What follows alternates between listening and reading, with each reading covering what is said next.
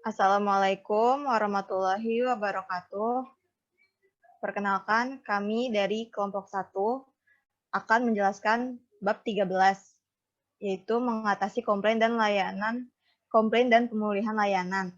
Pertama-tama, persilakan saya untuk memperkenalkan anggota kelompok kami. Yang pertama ada saya, Dinda Olivia, ada Ajeng Laksmi Anggraini, ada Deva, Ervina Kusuma Wardani, Rifatun Ainiyah, dan Safitri Dwi Rahmadani. Materi pertama akan dibawakan oleh di sini ada daftar isinya, yaitu yang pertama perilaku mengeluh pelanggan, yang kedua pemulihan layanan, yang ketiga prinsip-prinsip pemulihan sistemnya efektif, yang keempat jaminan layanan, yang kelima mencegah perilaku yang melecehkan dan oportunistik. Pertama-tama materi akan dibawakan oleh saya. Yang pertama itu ada perilaku mengeluh pelanggan. Dalam pelayanan dan produktivitas yang berkualitas, hal yang pertama dilakukan adalah melakukan pelayanan dengan benar. Akan tetapi, tidak dapat dipungkiri bahwa kegagalan dalam pelayanan seringkali terjadi dan kadang-kadang dengan alasan berada di luar kendali dari suatu perusahaan. Kejadian yang berkaitan dengan kondisi alam, sehingga dalam proses pelayanan jasa rentan terhadap kegagalan. Karakteristik layanan seperti kinerja terkini, interaksi pelanggan dan pelanggan sebagai produk jasa, sangat berpeluang untuk terjadinya kegagalan pelayanan. Perusahaan dituntut untuk dapat menangani dan menyelesaikan masalah yang sering terjadi, dan hal ini sangatlah menentukan kemampuan perusahaan untuk dapat membangun loyalitas pelanggan. Next. Opsi tanggapan layanan. Yang selanjutnya, opsi tanggapan pelanggan untuk kegagalan layanan. Jika pelanggan mengalami kegagalan pelayanan seperti halnya ketidakpuasan pelayanan, maka pelanggan biasanya melakukan beberapa tindakan sebagai respon atas ketidakpuasan tersebut. Berikut adalah model respon atas kegagalan pelayanan. Yang pertama, melakukan beberapa tindakan publik, yaitu mengadu ke perusahaan, mengadu ke pihak ketiga seperti kelompok advokasi pelanggan, urusan konsumen, atau badan peraturan, dan juga melakukan tindakan hukum seperti pengadilan sipil maupun pidana. Yang kedua, melakukan beberapa tindakan pribadi, yaitu meninggalkan atau mengganti perusahaan penyedia layanan. Yang ketiga, tidak melakukan apa-apa. Selanjutnya, memahami perilaku mengeluh pelanggan. Dalam menangani ketidakpuasan oleh pelanggan secara efektif, pihak manajemen perusahaan perlu memahami faktor penting dalam perilaku keluhan oleh pelanggan. Yang pertama, mengapa pelanggan mengeluh? Yang pertama itu karena mendapatkan kompensasi. Pelanggan mengeluh untuk memulihkan kerugian yang bersifat ekonomi dengan cara meminta pengembalian dana, kompensasi, dan atau meminta layanan ulang. Yang kedua, melampiaskan kemarahan. Pelanggan mengeluh untuk membangun harga diri dan juga untuk melampiaskan kemarahan atas rasa ketidakpuasan tersebut. Yang ketiga, usaha untuk meningkatkan mutu pelayanan, yaitu memberikan umpan balik atau tanggapan kepada perusahaan untuk memberikan kontribusi terhadap peningkatan pelayanan. Yang keempat ada alasan altruistik, yaitu mencegah agar pelanggan lain tidak mengalami hal yang sama seperti pelanggan sebelumnya. Yang kedua, berapa proporsi keluhan pelanggan yang tidak bahagia? Penelitian menunjukkan bahwa tingkat presentasi sebesar 5% sampai 10% pelanggan mengalami ketidakpuasan akan melakukan tindakan lanjut berupa melakukan pengaduan. Pada umumnya, hanya sedikit pelanggan yang mengeluh, dan atas tindakannya tersebut, pelanggan menjadi lebih terinformasi, percaya diri, dan lebih korektif dalam menanggapi keluhannya. Selanjutnya, mengapa pelanggan yang tidak bahagia tidak mengeluh? Ada beberapa alasan mengapa pelanggan tidak melakukan pengaduan. Yang pertama itu, pelanggan tidak ingin meluangkan waktu untuk mengirimkan surat, email, ataupun mengisi formulir atau menelpon dengan alasan layanan tidak sepadan dengan tindakan yang akan mereka lakukan. Yang kedua, pelanggan menganggap bahwa tidak ada tindakan perbaikan yang signifikan dan menganggap bahwa tidak ada dari pihak manajemen yang memikirkan masalah tersebut serta menyelesaikannya. Yang ketiga, pelanggan tidak ada tempat untuk melakukan pengaduan layanan. Yang keempat, tidak ingin terlibat dalam konfrontasi yang melibatkan dengan orang yang dikenal. Yang kelima, pengaruh dari norma-norma sosial suatu tempat. Yang keenam, bargaining power pelanggan terhadap penyedia layanan. Next. Selanjutnya, ada siapa yang paling mungkin mengeluh. Masyarakat dengan yang paling mungkin mengeluh itu adalah masyarakat dengan tingkat sosial ekonomi, pendidikan, dan pendapatan yang tinggi cenderung lebih kritis dalam melakukan pengaduan dibandingkan dengan masyarakat dengan tingkat sosial ekonomi rendah. Dengan kata lain, pelanggan yang cenderung mengeluh adalah pelanggan yang memahami dengan produk yang digunakan. Di mana pelanggan mengeluh? Pada umumnya, pelanggan melakukan pengaduan di tempat mereka mendapatkan pelayanan. 99% pelanggan melakukan pengaduan atau kontak langsung atas kegagalan layanan langsung kepada karyawan penyedia layanan di tempat. Dan hanya 1% keluhan disampaikan melalui email, surat, maupun mengunjungi situs website suatu perusahaan. Selanjutnya, apa yang diharapkan pelanggan setelah mereka mengajukan keluhan? Pelanggan yang mengalami kegagalan pelayanan berharap untuk mendapatkan kompensasi yang memadai, tetapi banyak pelanggan yang merasa tidak diperlakukan dengan adil atau tidak mendapatkan kompensasi yang memadai sehingga pelanggan cenderung emosi dan cenderung bertahan terhadap pendapat mereka. Selanjutnya, 3 dimensi keadilan dalam pemulihan layanan.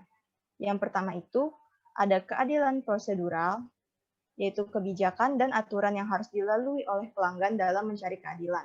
Pelanggan mengharapkan perusahaan bertanggung jawab dan hal ini merupakan kunci awal dari prosedur yang adil. Yang kedua, ada keadilan interaksional, melibatkan karyawan dalam pemulihan layanan dengan cara memberikan penjelasan atas kegagalan serta upaya yang sedang dilakukan. Dan yang ketiga, ada keadilan hasil, yaitu kompensasi yang diterima oleh pelanggan atas kegagalan pelayanan berupa waktu, usaha, dan energi yang dihabiskan selama proses pemulihan layanan.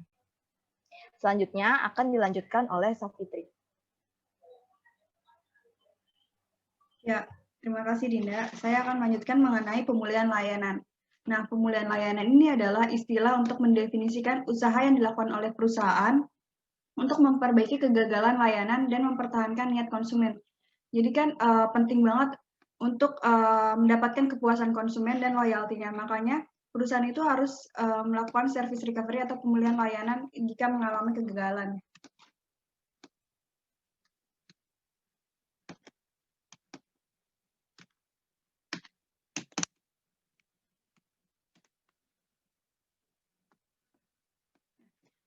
Selanjutnya ada pemulihan layanan efektif. Di sini beberapa kondisi yang menghilangkan kepercayaan konsumen. Pertama, kegagalan yang benar-benar tidak termaafkan.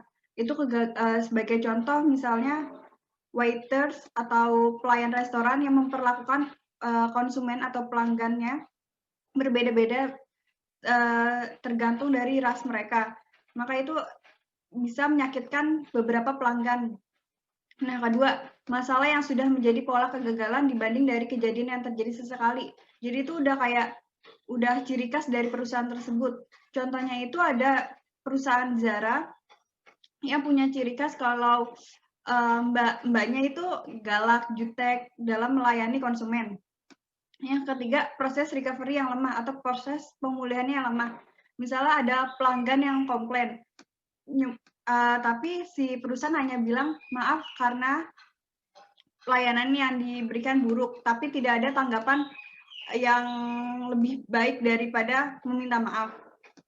Nah, fungsi dari pemulihan layanan efektif ini adalah untuk mendapatkan kepuasan pelanggan sehingga bisa merekrut atau membuat pelanggan menjadi loyal terhadap perusahaan. Yang ketiga ada paradoks pemulihan layanan.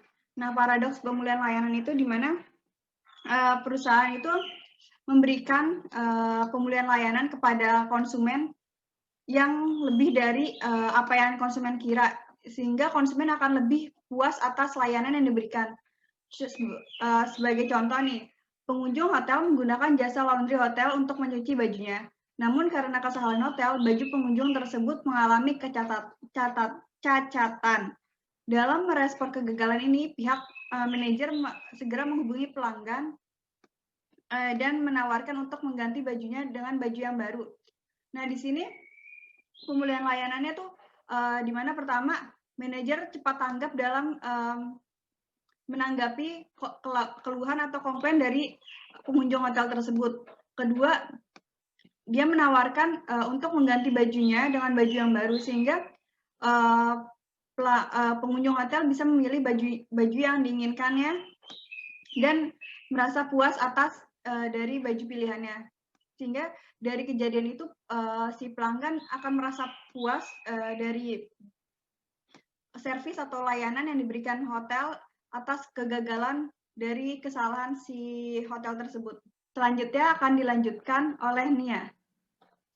Oke, terima kasih Zafitri. Selanjutnya ada prinsip-prinsip pemulihan sistem yang efektif.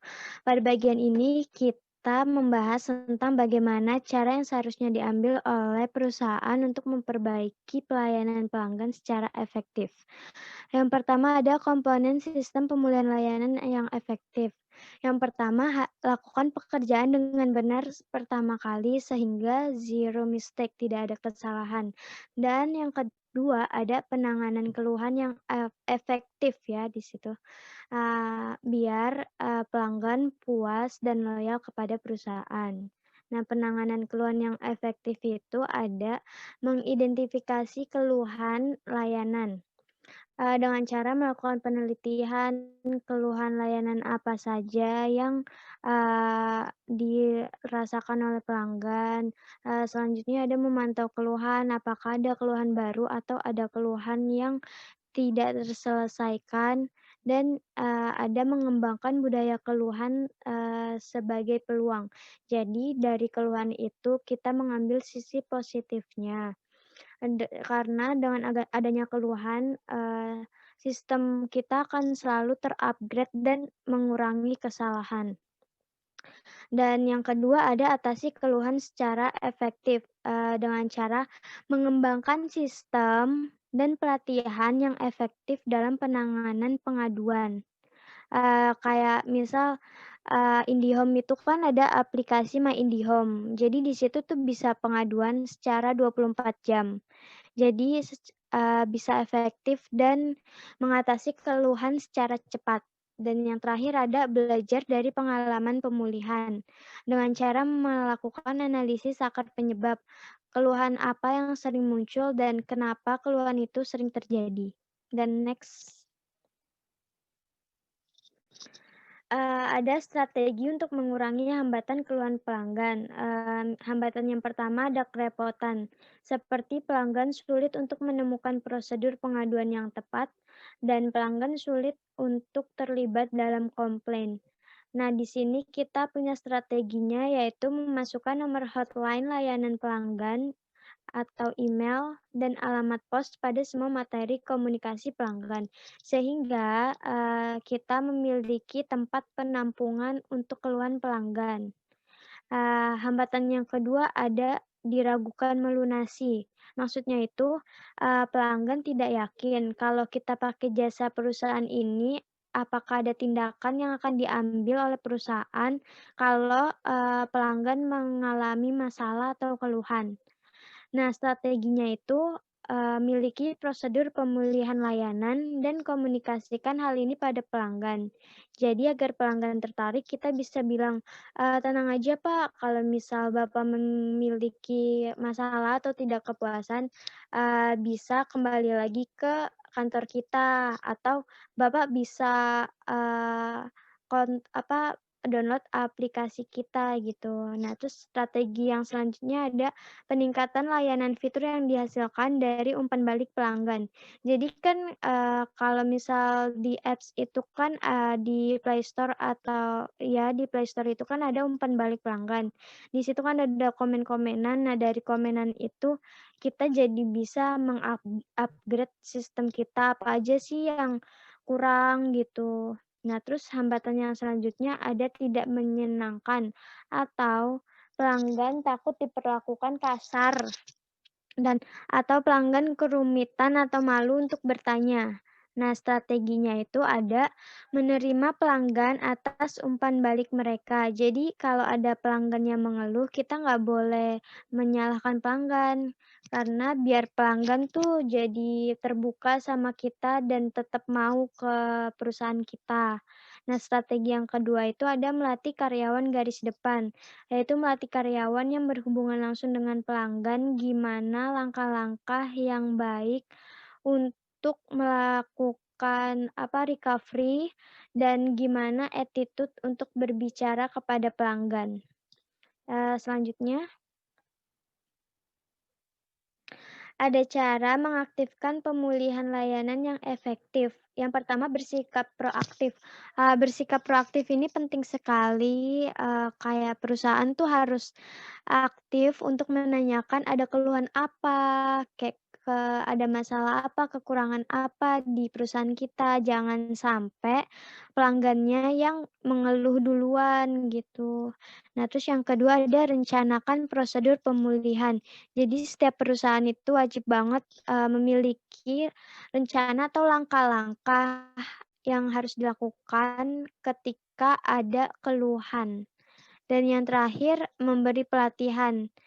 Memberi pelatihan sangat penting sekali karena gimana cara karyawan untuk, menentukan keputusan ketika ada pelanggan yang mengeluh. Jadi nggak harus menunggu manajer yang mengambil keputusan.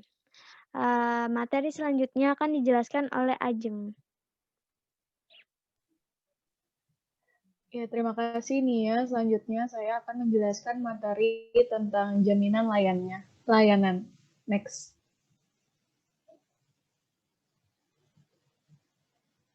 Nah, jaminan layanan membantu mempromosikan dan mencapai loyalitas layanan. Di sini nih ada 3 nih. Yang pertama ialah perusahaan untuk fokus pada apa yang diinginkan pelanggan.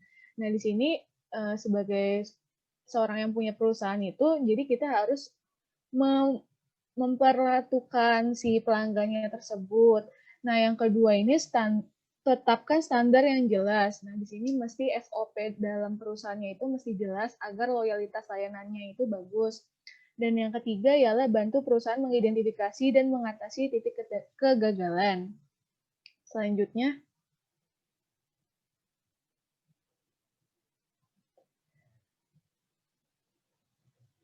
di sini ada materi bantu perusahaan mengidentifikasi dan mengatasi titik kegagalan. Yang pertama ialah ada tak bersyarat. Di sini kenapa tak bersyarat? Jadi itu garansi yang diberikan oleh perusahaan harus tanpa syarat yang membuat pelanggan tidak merasa sulit untuk memakai garansi tersebut. Dan untuk yang kedua ialah mudah dimengerti dan dikomunikasikan. Di sini nih perusahaan harus memberikan informasi yang mudah untuk dimengerti pelanggan tentang bagaimana cara untuk memakai garansi. Dan untuk yang ketiga, berarti bagi pelanggan. Berarti bagi pelanggan dalam artian pihak perusahaan harus memberikan kemudahan kepada pelanggan untuk memberi keluhan terhadap sebuah layanan. Selanjutnya ialah mudah dipanggil. Mudah dipanggil itu seperti pelanggan tuh harus mendapat kemudahan untuk meminta garansi kepada perusahaan. Dan yang kelima mudah dikumpulkan. Nah, di sini mudah dikumpulkan dalam artian ketika perusahaan mengalami kegagalan, nah di situ kita mengambil opsi-opsi apa saja yang salah. Jadi di situ kita akan merecovery agar masalah tersebut tidak terjadi. Dan yang terakhir ialah kredibel. Kredibel seperti pelanggan juga harus mendapatkan kemudahan dalam mendapat garansi dari pihak perusahaan. Selanjutnya,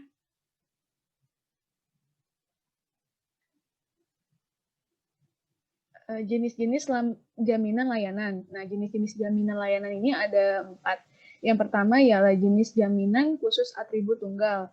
Pengertiannya tuh seperti standar kinerja minimum eksplisit pada suatu atribut penting dijamin. Misalkan tuh pengiriman pada siang hari atau berikutnya. Dan untuk yang kedua ialah jaminan khusus multi atribut. Yang ini pengertiannya seperti standar kinerja minimum yang eksplisit pada beberapa atribut penting dijamin. Dan yang ketiga ialah jaminan kepuasan jenuh.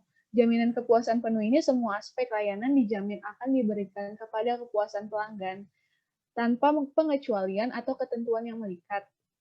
Dan terakhir ialah jaminan gabungan. Nah, jaminan gabungan ini merupakan jaminan yang pada suatu atribut itu penting, dan dalam jaminan gabungan itu merupakan kumpulan dari jaminan khusus multi atribut, jaminan kepuasan penuh, dan jaminan khusus atribut tunggal. Selanjutnya.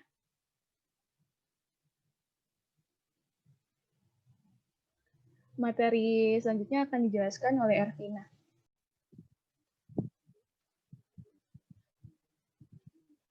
Baik, terima kasih Ajang. Selanjutnya saya akan menjelaskan tentang mencegah perilaku pelanggan yang melecehkan dan oportunistik.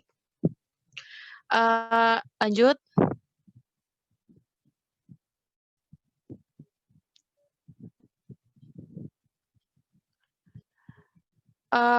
Selanjutnya ada mengatasi tantangan Jai Customer. Jai Customer adalah seorang pelanggan yang berperilaku seenaknya bahkan kasar, yang dapat menimbulkan kerugian bagi perusahaan, karyawan, dan pelanggan lainnya. Ini sebuah istilah yang digunakan bila konsumen sudah memulai memperlihatkan perilaku yang merugikan orang lain, atau biasa disebut dengan pelanggan pengganggu. Di dalam bisnis jasa, semakin banyak pelanggan, maka semakin banyak pula pelanggan yang tidak tertib dan egois seperti ini. Tentunya, tidak ada perusahaan yang mau menjalin hubungan dengan pelanggan yang kasar dan merugikan seperti tipikal Jai Customer ini. Next.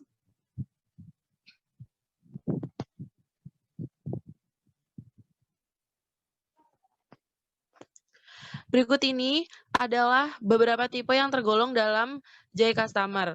Terdapat 7 tipe Jai Customer. Yang pertama, the cheat atau menipu. Customer yang seperti ini selalu memikirkan segala cara untuk menipu perusahaan. Contoh, pada perusahaan yang menyediakan jaminan 100% kepuasan pelanggan bisa dimanfaatkan oleh the cheat ini. Dengan berbagai alasan, ketidakpuasan mereka akan pelayanan yang diberikan. Jadi the cheat ini pura-pura nggak puas agar dia nggak ngebayar atau bahkan tidak membayar penuh produk tersebut. Selanjutnya, yang kedua adalah the thief atau mencuri. Tipe pelanggan seperti ini biasanya tidak ada niat untuk membayar.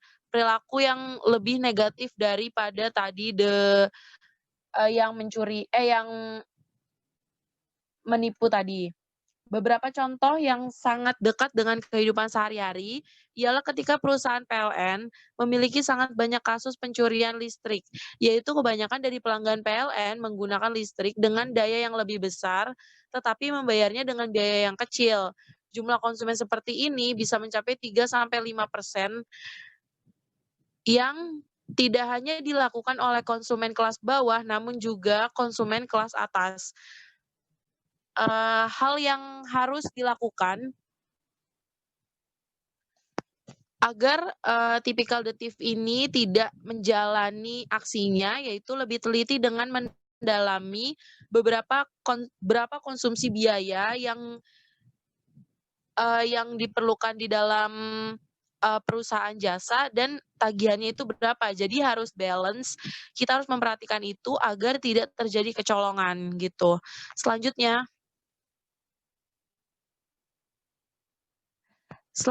ada the belligerent, adalah pelanggan yang menyampaikan keluhan mereka tidak secara baik-baik atau cenderung dengan tindakan yang negatif seperti marah, teriakan, kata-kata tajam atau kasar.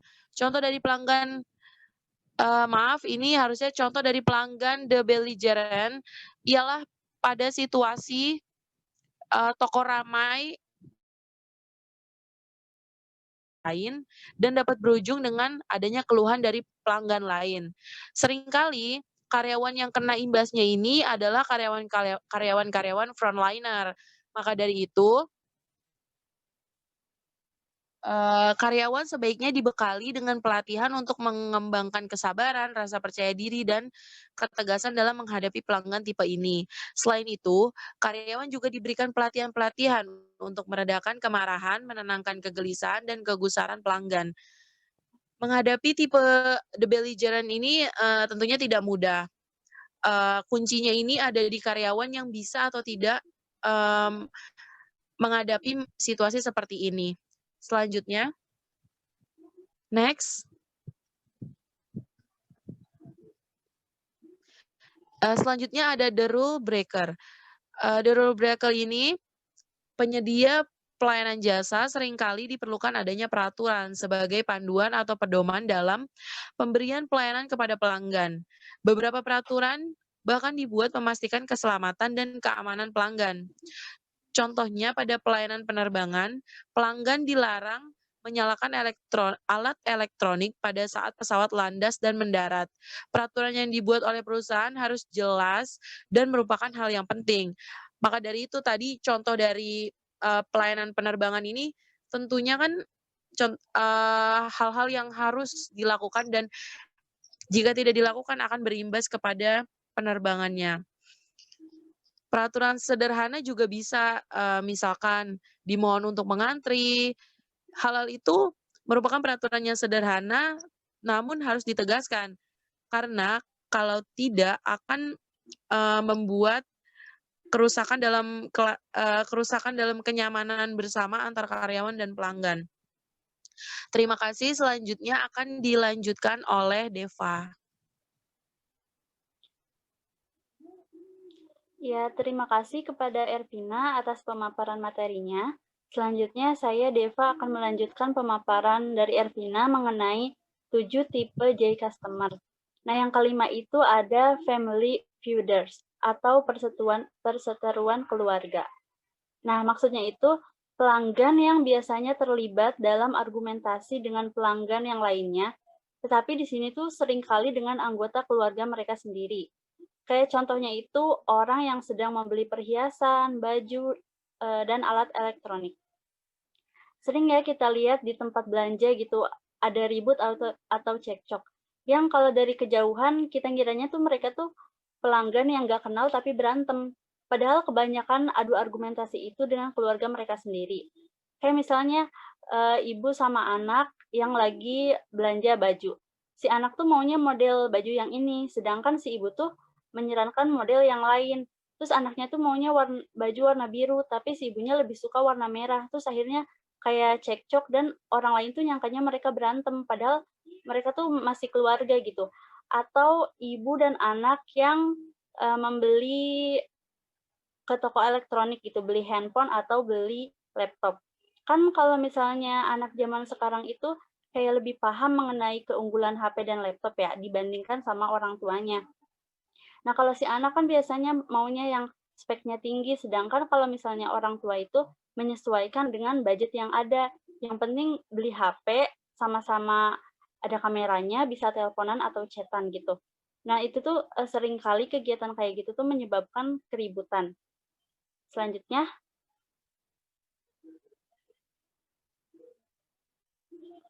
yang keenam itu ada the vandal atau vandalisme. Ini tuh adalah pelanggan yang secara sengaja mengakibatkan kerusakan fasilitas fisik, perabot dan peralatan pemilik penyedia layanan jasa.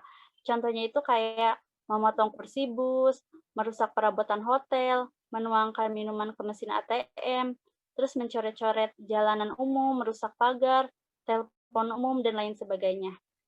Emang sih fasilitas umum dan fasilitas yang disediakan oleh jasa layanan di Indonesia itu kayak sulit untuk dipelihara. Ini terjadi emang karena sebagian konsumen itu senang merusak gitu. Mereka tuh kayak merusak pagar, tembok, dan telepon umum yang lainnya. Dan jumlah kerusakan telepon umum aja di Indonesia tuh bisa mencapai 10-30%. Apalagi kalau misalnya ada pertunjukan musik dari band yang terkenal gitu. Terus penontonnya itu mencapai puluhan ribu. Itu tuh udah pasti kerusakan pagar dan panggung tuh sering terjadi. Bahkan nggak jarang pertunjukan band ini tuh memakan korban sampai meninggal dunia gitu. Nah, untuk tindakan pencegahannya itu kayak bisa memasang CCTV. Biasanya kan pada sebagian orang suka lihat-lihat dulu tuh di sekeliling ada CCTV atau enggak. Terus kalau misalnya ada, mereka tuh kayak nggak jadi bertindak untuk merusak gitu. Terus selain itu bisa melakukan penyuluhan atau pemberian informasi. Kan biasanya kalau misalnya di tempat pelayanan gitu atau konser, suka ada karyawan atau petugas keamanan, kayak satpam yang bertugas memberikan informasi, kayak ngasih tahu gitu, ini nggak boleh dirusak ya, Dan ngasih tahunya tuh kayak melalui speaker atau langsung menegur melalui speaker. Jadi si orang yang mau ngerusak itu kayak ngerasa malu gitu. Terus selain itu bisa menempelkan tulisan peringatan kayak di toilet atau di bis biasanya suka ditempel keterangan tidak boleh merusak kursi atau tidak boleh membuang pembalut ke toilet karena bisa menyebabkan kayak kerusakan mampat gitu. Selanjutnya. Nah, yang terakhir itu yang ketujuh ada deadbeat. Ini tuh merupakan pelanggan yang gagal membayar. Nah, tapi beda sama yang tadi dijelasin Ervina. Kalau misalkan ini tuh kayak sebenarnya dari awal itu niat bayar gitu, pernah ada niatan untuk bayar, tapi di akhir tuh nggak bisa bayar karena alasan tertentu gitu. Kalau misalnya mau mencuri mah kan dari awal nggak ada niatan untuk membayar. Kayak contohnya itu pelanggan yang makan di restoran dan tidak bisa membayar karena dompetnya ketinggalan. Kayak banyak kan orang seperti ini atau bahkan kita sendiri tuh pernah ngalamin gitu. Udah makan pas mau bayar tapi baru inget gitu kalau misalnya nggak bawa dompet, dompetnya tuh ketinggalan. Atau contoh lainnya kayak pelanggan yang baru mengetahui bahwa dia tuh kecopetan atau kehilangan dompet saat akan membayar. Kan kalau misalnya orang tertimpa musibah itu biasanya emang nggak sadar, dan sadarnya itu ketika mau mengeluarkan uang. Jadi dari awal tuh emang dia ada niatan mau bayar gitu, cuman kayak kena musibah. Terus contoh lainnya pelanggan yang tidak membayar tagihan tepat waktu kayak gagal membayar listrik, WiFi atau operator selular. Nah, selain PLN itu kan biasanya masih ada kan yang pakai pasca bayar, nggak pakai token. Nah, itu tuh biasanya kayak pada nunggak gitu bayarnya. Harus dari pihak PLN-nya tuh ditegur gitu sampai mengeluarkan surat, bahkan sampai listriknya tuh dimatiin sama pihak PLN baru mereka bayar. Terus sama kayak operator selular gitu. Pada bayarnya nunggu diputus dulu, terus mereka nanti pergi mencari operator yang lain, dan ini tuh kayak kerugian ini akibat perilaku ini tuh mencapai puluhan miliar bagi operator yang besar gitu. Dan untuk tindakan pencegahannya, kita bisa melakukan pembayaran di muka. Jadi pembayarannya itu dilakukan di awal agar jika pelanggan yang tidak mampu membayar seperti lupa dompet, uangnya kurang, atau kecopetan bisa tahu lebih awal sebelum menggunakan layanannya. Atau bisa meminta nomor kartu kredit saat pesanan diambil. Jadi untuk yang tadi kayak pasca bayar seperti operator selular dan WiFi, ketika tidak bisa membayar kayak langsung dibebankan ke kartu kreditnya. Tapi perlu diingat, jika pelanggan mungkin kayak punya alasan untuk tidak bayar, kayak misalnya masalahnya itu kayak sementara doang gitu, lebih baik dipertimbangkan untuk menjaga hubungan dengan pelanggan. Seperti pelanggan yang nggak bisa bayar tadi, tapi dia tuh bisa pinjem uang gitu ke temannya kan, atau misalnya ditransferin uang dari pihak saudaranya di rumah kan, sebenarnya itu tuh masalahnya sepele gitu. Nah, nggak usah diperpanjang untuk menjaga hubungan dengan pelanggan. Selanjutnya.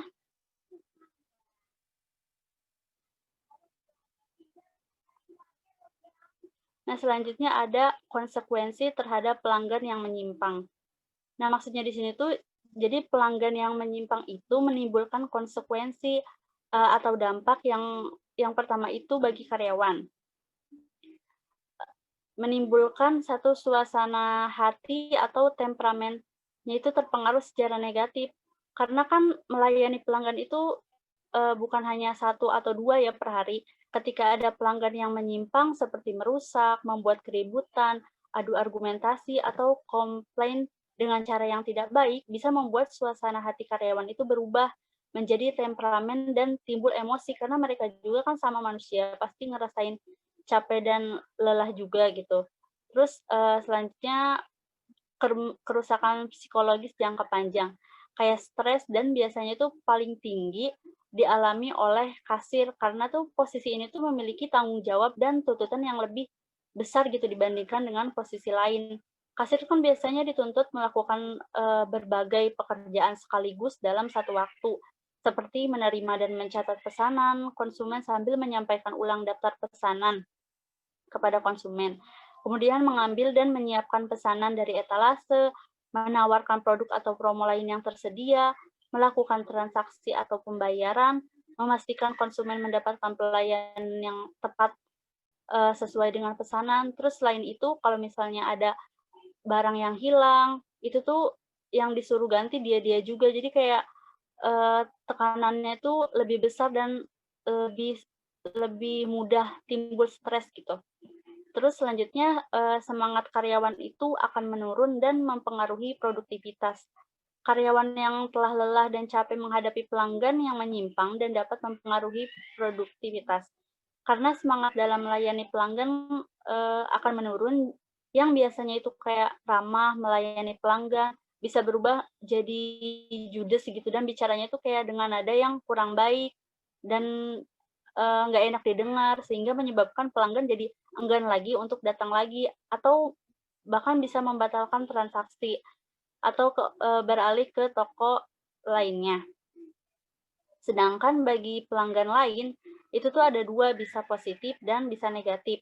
Positifnya itu mendukung karyawan yang dianggap dilecehkan. Kan biasanya sesama pelanggan gitu, misalnya karyawannya itu dilecehkan gitu, pelanggan yang lain tuh kayak berkumpul dan membela bersama-sama si karyawan yang dianggap dilecehkan, kayak sehingga pelanggan yang melecehkan tersebut kayak menyerah dan pergi, kayak ke petugas kebersihan tuh biasanya. Dilecehkan akibat ada pelanggan yang misalnya terjatuh, padahal tuh bisa jadi itu tuh kesalahan dari pelanggannya sendiri yang nggak lihat kalau misalnya lantainya itu lagi dipel. Nah, negatifnya itu perilaku buruk yang menular dapat memperparah situasi. Biasanya yang terjadi di bank belakangan ini tuh akibat antrian yang tidak terkendali saat ingin mencairkan dana bantuan atau semacamnya. Satpam itu menjadi sasaran gitu ketika ada satu pelanggan yang komplain. Pelanggan lainnya tuh kayak jadi ikut-ikutan, nyerbu, dan suasana tuh kayak jadi ribut dan nggak terkendali. Selanjutnya berurusan dengan penipuan pelanggan. Memperlakukan semua pelanggan dengan kecurigaan kemungkinan besar akan membuat mereka merasa terasingkan. Next.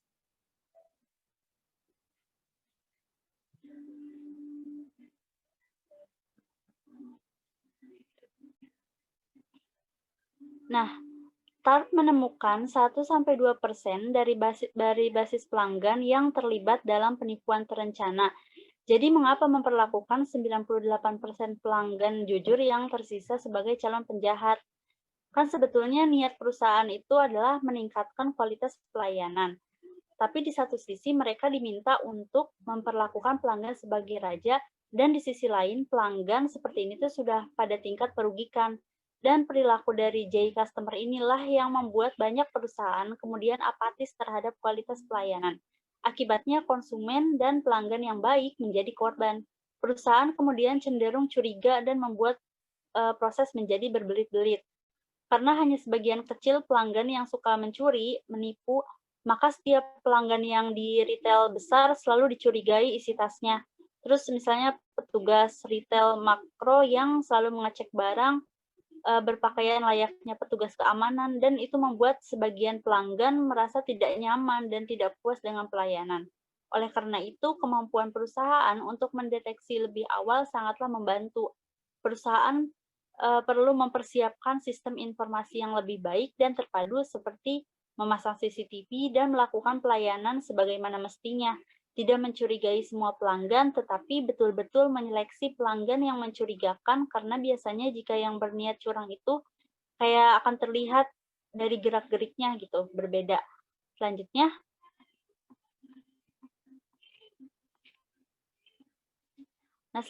ada wawasan dari penelitian tentang kecurangan jaminan. Yang pertama itu pelanggan enggan berbuat curang jika kualitas layanan tinggi. Kinerja harus sesuai dengan harapan pelanggan, kayak ketepatan waktu, pelayanan yang sama untuk semua pelanggan tanpa kesalahan, sikap yang simpatik, dan dengan akurasi yang tinggi. Jika kinerja memenuhi harapan, maka pelanggan itu akan puas. Ketika pelanggan puas, mereka jadi berpikir bahwa biaya yang mereka keluarkan itu sesuai dan seimbang dengan yang diharapkan. Jadi mereka tidak merasa dirugikan dan enggan berbuat curang. Yang kedua itu niat membeli berulang itu mengurangi niat curang. Biasanya kan pelanggan tidak akan berniat curang jika dia akan melakukan pembelian berulang kali. Karena jika dia curang, resiko tertangkap atau ketahuan itu kayak semakin besar. Dan orang-orang yang melakukan pembelian berulang dengan tingkat tinggi biasanya disebut orang yang berlangganan dan sudah dipercaya oleh perusahaan sehingga mereka enggan untuk berbuat curang dan merusak hubungan. Dan orang-orang yang berbuat curang umumnya hanya melakukan 1 atau 2 kali pembelian di toko yang berbeda. Dan yang terakhir, jumlah pembayaran jaminan tidak berpengaruh pada kecurangan pelanggan. Kadang misalnya melakukan kredit barang, sewa barang, atau meminjam uang, kan harus ada jaminannya. Dan jaminan itu tersebut tidak berpengaruh. Kadang mereka tetap melakukan kecurangan gitu. Misalnya mau rental mobil dengan jaminan KTP atau lainnya. Banyak kasus yang mobilnya itu dibawa kabur. Hal tersebut menunjukkan bahwa orang yang melakukan kecurangan itu tetap mengabaikan jaminan mereka. Selanjutnya, sekian presentasi dari kelompok 1, kurang lebihnya mohon maaf. Wassalamualaikum warahmatullahi wabarakatuh.